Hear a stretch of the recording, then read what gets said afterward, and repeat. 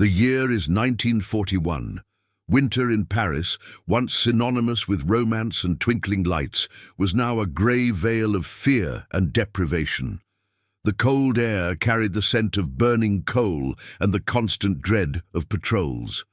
Elise Dubois, in her early 20s, felt the weight of the German occupation in every fibre of her being. She worked at the modest Saint-Louis hospital, a precarious refuge where scarcity of supplies was the norm and hope a luxury. With every air raid siren, her heart raced, not just from the imminent danger, but from the fragility of the lives she tried to preserve. One autumn night, a baby's cry echoed through the corridors, a rare and unsettling sound in the oppressive silence. A young British soldier, captured and gravely wounded, had been brought to the hospital. In his arms, a poorly wrapped bundle revealed a sleeping newborn. The soldier, his eyes fixed on the child, mumbled disjointed words about his deceased wife and a promise to protect their son. Elise felt a pang in her chest. The next day, the soldier succumbed to his injuries. The baby, named Thomas by his mother before she died in childbirth, was left alone. The orders were clear. Orphaned children of enemies would be sent to controlled shelters. But Elise couldn't do it. Little Thomas's blue eyes, so innocent and helpless, broke her resistance. She knew the risk, the danger of sheltering an enemy child in her small apartment, just a few blocks from the hospital. But there was something in those eyes that prevented her from turning her back.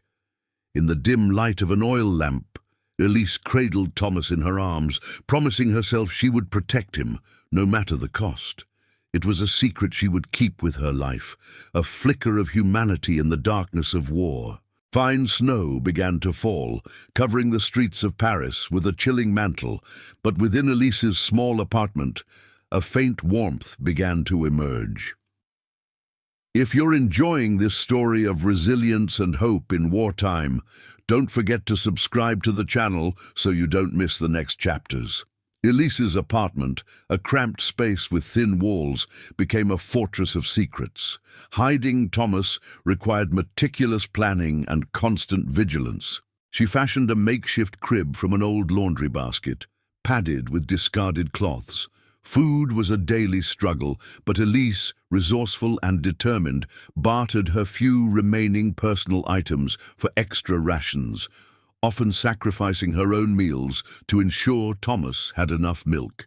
Her neighbor, Madame Dubois, a gruff but kind old woman who had lost her own son in the Great War, became an unlikely confidant. Elise confided in her, explaining that Thomas was the child of a distant relative, orphaned by a bombing raid. Madame Dubois, sensing the truth but choosing to overlook it, offered quiet support, often sharing a few precious vegetables from her small garden. The days blurred into a routine of feeding, comforting, and constantly listening for footsteps outside her door. Elise learned to interpret every creak of the floorboards, every distant siren. She spoke to Thomas in hushed tones, telling him stories of a world before the war, a world of sunshine and laughter, hoping to fill his early life with something other than fear. She taught him French lullabies, her voice a soft murmur against the backdrop of a city under occupation. The presence of Thomas transformed Elise. Her initial fear slowly gave way to a fierce maternal instinct. This child, a symbol of innocence amidst the chaos, became her purpose, a silent act of defiance against the dehumanizing forces around them. She knew the stakes were incredibly high, but the warmth of Thomas's small hand clutching her finger was a constant reminder of what she was fighting for. As Thomas grew from infant to toddler, the war intensified around them. News of the conflict, filtered through clandestine radio broadcasts and hushed conversations, painted a bleak picture. Elise continued her work at the hospital, now even more challenging with dwindling medical supplies and an influx of both civilian and resistance casualties. She noticed subtle shifts in the city's atmosphere, more whispers, fewer open smiles. She overheard fragments of conversations about sabotage and underground networks. Without actively seeking it, she found herself drawn into the periphery of the French resistance, often treating wounded members brought in under false pretenses. One evening, a young man, gravely injured from a skirmish with German patrols, was brought to her ward. As she tended to his wounds, she recognized him as Jean-Pierre, a former patient who had always been discreetly watchful of her. He spoke in low tones, acknowledging her quiet acts of defiance, the way she cared for all patients regardless of their background. He hinted at the importance of information, of small acts that could undermine the occupation. Elise, already risking everything for Thomas, felt a new resolve solidify within her. She began subtly gathering information from patients and overheard conversations, troop movements, supply routes, anything that might be useful. She would then discreetly pass these tidbits to Jean-Pierre when he was discharged, or to Madame Dubois, who had her own quiet connections. She was not a fighter, but she was a protector, and protecting meant understanding the enemy and aiding those who actively fought them. Her motivations remained singular: to secure a future for Thomas, a future where he could live free. Years passed, marked by the rhythmic ebb and flow of war. Thomas, now a bright-eyed boy of 4, was a master of quiet play. He understood the need for silence, for hiding when unexpected knocks came at the door. Elise had taught him to differentiate between the heavy boots of German soldiers and the lighter footsteps of her few trusted friends. His presence had become an open secret among her small circle, including a kind elderly doctor, Dr. Moreau, who covered for her at the hospital, and a network of compassionate nurses. They all knew the risk, but the innocent joy Thomas brought into their lives was a powerful antidote to the pervasive gloom. The news from the front lines began to change. Whispers of Allied landings, of battles turning in their favor, grew louder. Hope, a fragile butterfly, began to flutter in the hearts of the Parisian people. The German presence, while still formidable, seemed to grow more frantic, their patrols more aggressive. One day, a chilling incident occurred. A neighbor, suspected of harboring a resistance member, was taken away. The swift brutality of the act sent a fresh wave of fear through the community. Elise clutched Thomas tightly that night, the reality of their precarious situation sharper than ever. She knew that as the war drew to a close, the dangers might even increase. The retreating enemy could become desperate, more ruthless. She looked at Thomas, sleeping peacefully in her arms, and a new resolve hardened within her. She had kept him safe this far. She would see him through to liberation. If this journey of courage and hidden acts of heroism resonates with you, make sure to hit that subscribe button. Your support helps us share more powerful stories. The year 1944 pulsed with a new, urgent rhythm. The distant bombardments were no longer just a menacing hum. They had escalated into a constant rumble, a relentless drumbeat of approaching liberation that vibrated through the very cobblestones of Paris. The city itself felt suspended on edge, caught between the suffocating grip of the past and the uncertain promise of the future. There was an intoxicating mix of apprehension and exhilaration in the air, a nervous energy that could erupt into either panic or triumph at any moment. Elise knew, with a certainty that gnawed at her very core, that the time had come. Thomas had to leave. Keeping him safe within a city teetering on the brink of battle, where every street could become a skirmish line, was no longer merely difficult, it was impossible.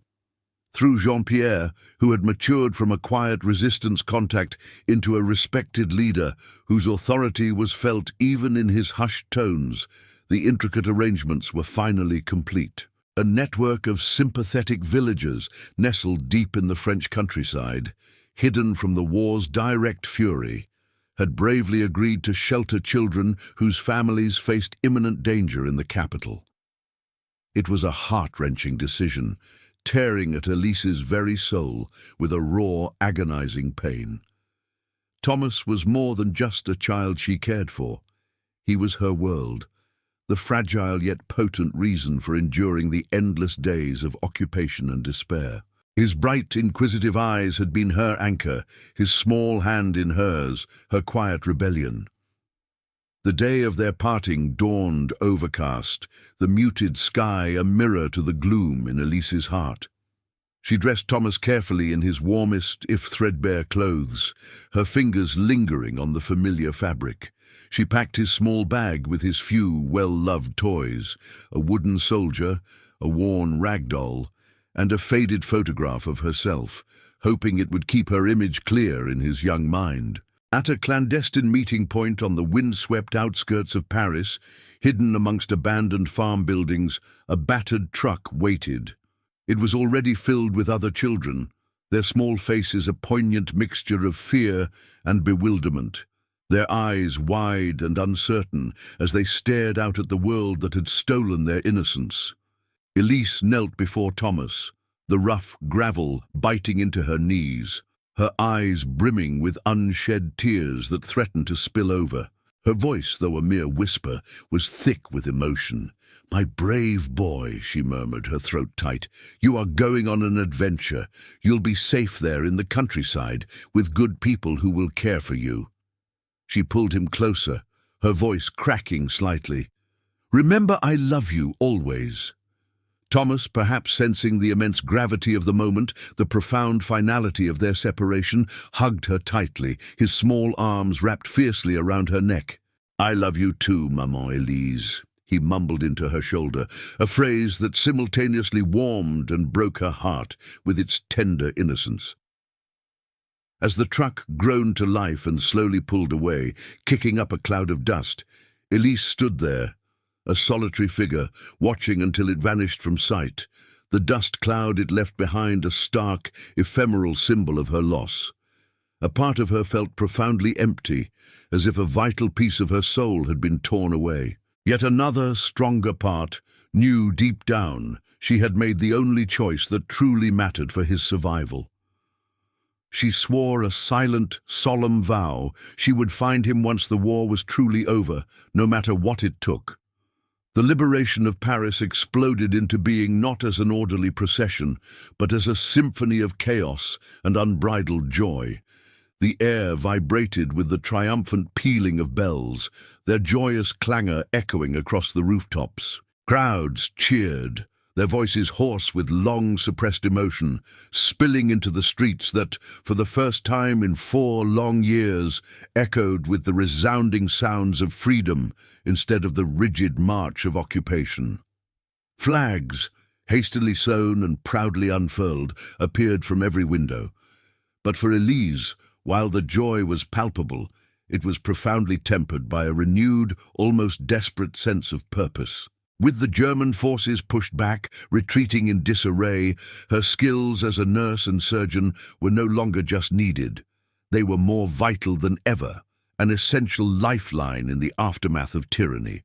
The fighting, however, was far from over. It continued on the outskirts, a fierce, brutal rearguard action, and the casualties, both civilian and military, poured relentlessly into the hospitals. Elise worked with a tireless, almost superhuman endurance, operating for hours on end, her hands steady and precise despite the crushing exhaustion that weighed heavily on her body. Her mind, however, remained singularly focused on saving lives, each incision a defiant act against the destruction. The official hospitals were overwhelmed, their capacity stretched beyond breaking point, forcing them to establish makeshift surgical theaters in unlikely places, former schools, abandoned government buildings, anywhere with a roof and a flat surface. As the Allies pushed deeper into France, relentlessly driving the enemy back, Elise made a choice that underscored her unwavering commitment. She volunteered for a forward surgical unit, understanding fully the dangerous work it entailed. This meant operating chillingly close to the front lines, often under direct enemy fire, the rumble of battles a constant companion. Yet she felt an urgent, almost spiritual need to contribute, to be precisely where she could do the most good, where her hands could directly counteract the horror. Perhaps, too, a part of her clung to the desperate hope that by moving through the newly liberated territories, by following the path of the advancing armies, she might somehow, miraculously, stumble upon news of Thomas. The scenes she witnessed in these devastated regions were beyond horrific. The brutal reality of war laid bare in every broken body, every shattered building. The stench of blood and antiseptic, acrid and pervasive, mingled with the screams of the wounded and the constant deafening roar of artillery fire. These became her new, grim reality. Yet, even amidst the crushing despair, she also bore witness to incredible acts of bravery and camaraderie. Soldiers, young and old, their faces grim but resolute, fought with a fierce determination for the very concept of freedom. Each face, a potential Thomas, a young life risking everything, reminded her of the profound purpose that drove her forward, pushing her through the deepest wells of physical and emotional exhaustion. The autumn of 1944 brought with it a renewed ferocity to the fighting in the eastern regions of France. The Allied advance, while steady, faced desperate resistance, and the conflict grew more savage with each passing day. Elise's surgical unit was now stationed near a small, heavily bombed-out village, a skeleton of its former self, its remnants constantly under threat from sporadic shelling and sniper fire. The weather was bleak, mirroring the grim mood. A persistent drizzle turned the already churned-up ground into a muddy, treacherous quagmire, clinging to boots and soaking uniforms. The very air crackled with tension, a palpable dread punctuated by the distant echoing thud of heavy artillery and the closer, more menacing rattle of machine gun fire from the skirmishes just beyond the tree line.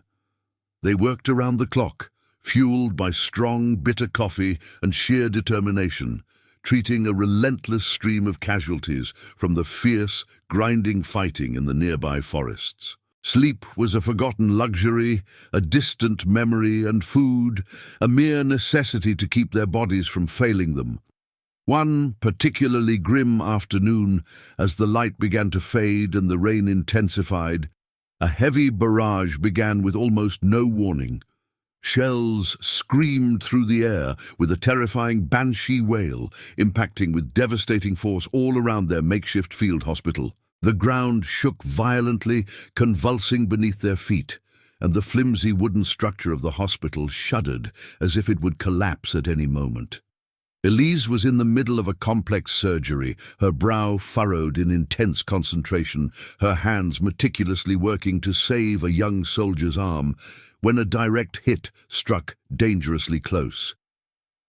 The building was consumed by a deafening roar that obliterated all other sound, a concussive blast that ripped through the air. Debris rained down, splinters of wood, shards of glass, fragments of metal, and a sharp, blinding pain erupted in her side, a fiery agony that stole her breath. She felt herself propelled forward by the force of the explosion, then a suffocating darkness consumed her. When consciousness flickered back, it was fragmented, hazy.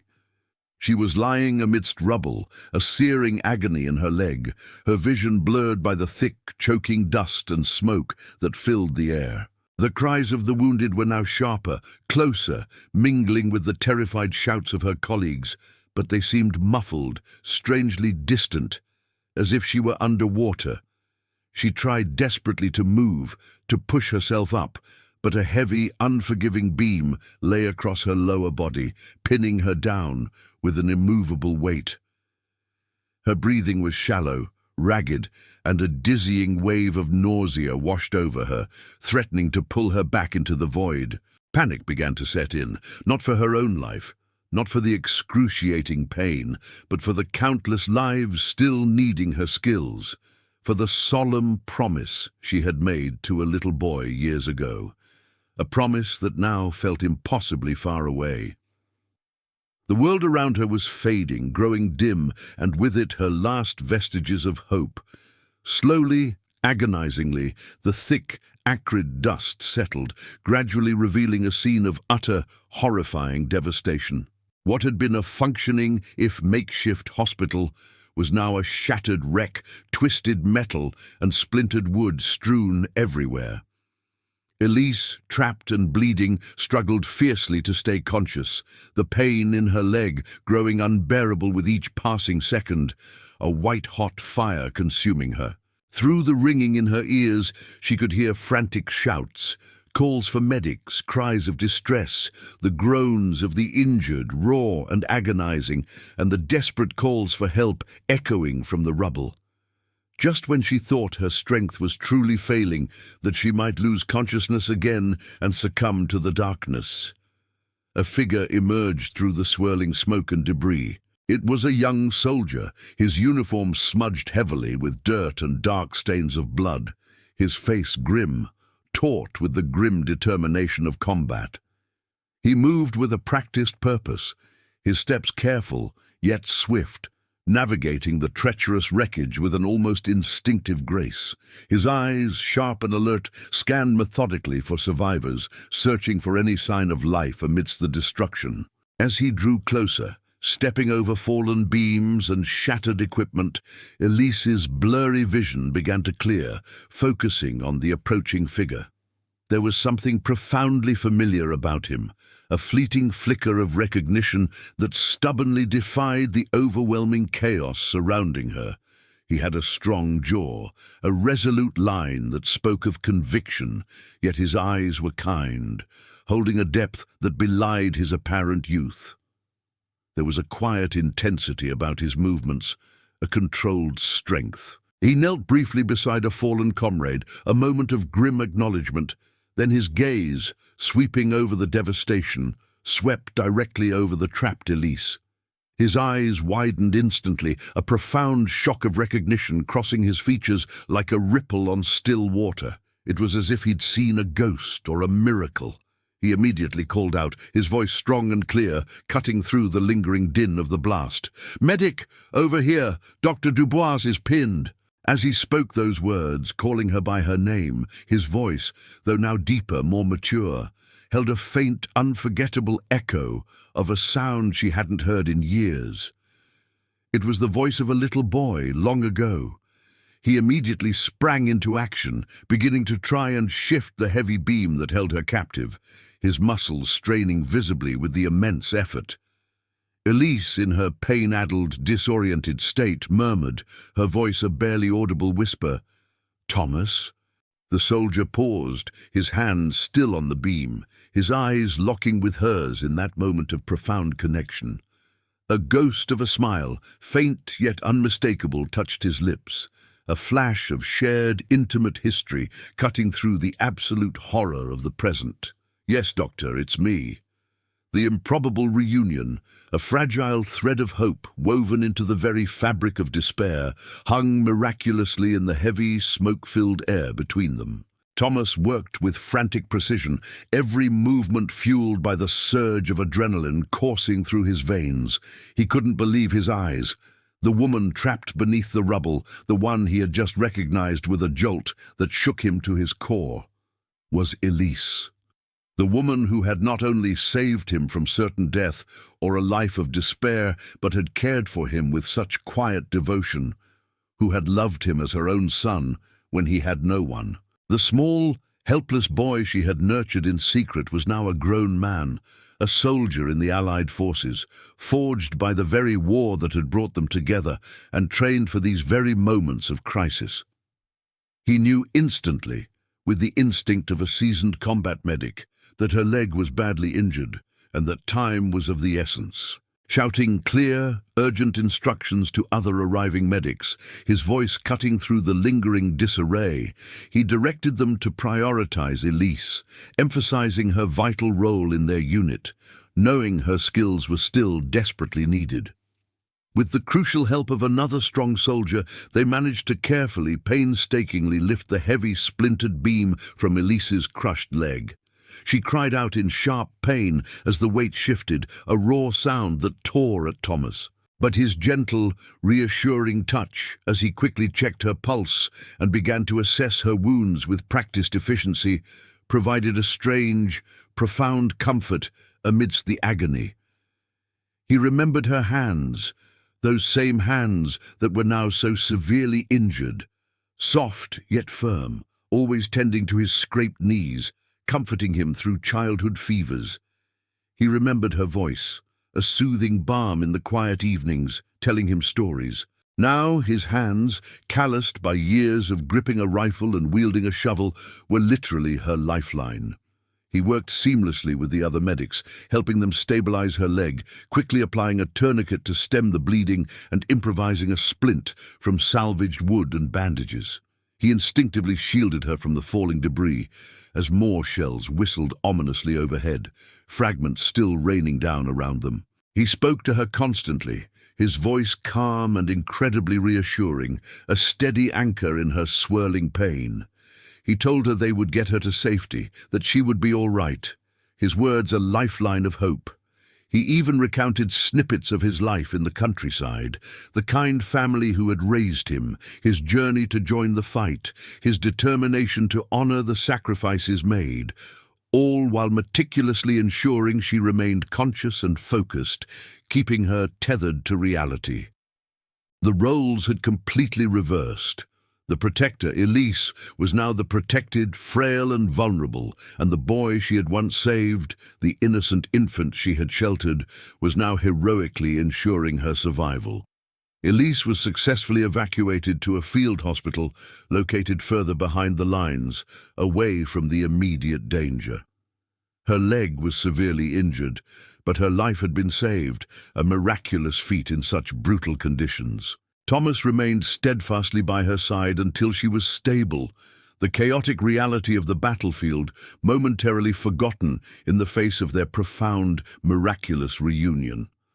As she slowly regained strength and clarity, she learned the full extent of his journey, how the resistance network had indeed kept him safe in the idyllic countryside, sheltered by compassionate strangers who became his surrogate family. She learned how he had joined the British forces as soon as he was old enough, driven by an unshakable desire to fight for liberation, and more deeply, to honor the memory of the woman who had nurtured him when he was utterly helpless. He confessed, his gaze steady, that he had never forgotten her. Her image, a beacon of kindness and fierce hope, had been etched into his memory, a guiding light through his childhood and into manhood. Their reunion became a quiet, powerful symbol amidst the ongoing, relentless war. Elise underwent a long and incredibly difficult recovery, marked by pain and uncertainty.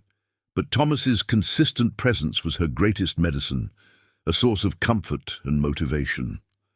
He visited her daily whenever his duties allowed, sharing new stories of his life, his experiences, his dreams for a future beyond the war. And he listened intently to hers, to the stories of quiet defiance and harrowing experiences that had shaped her during the occupation.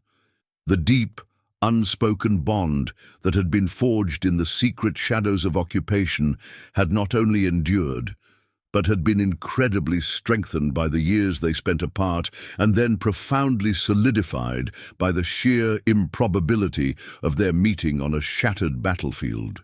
As the war finally mercifully drew to a close, and the sounds of jubilant celebration replaced the echoes of gunfire, a new world, scarred but free, began to emerge.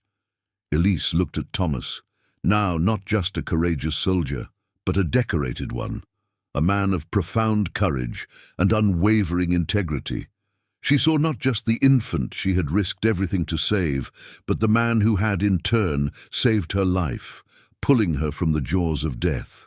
And in doing so, he had given a powerful, undeniable meaning to every sacrifice she had made throughout those dark years. Their extraordinary story, born from the darkest hours of conflict, was a living testament to the enduring power of human connection, of compassion that transcends nationality and circumstance, and of the profound impact one selfless act can have.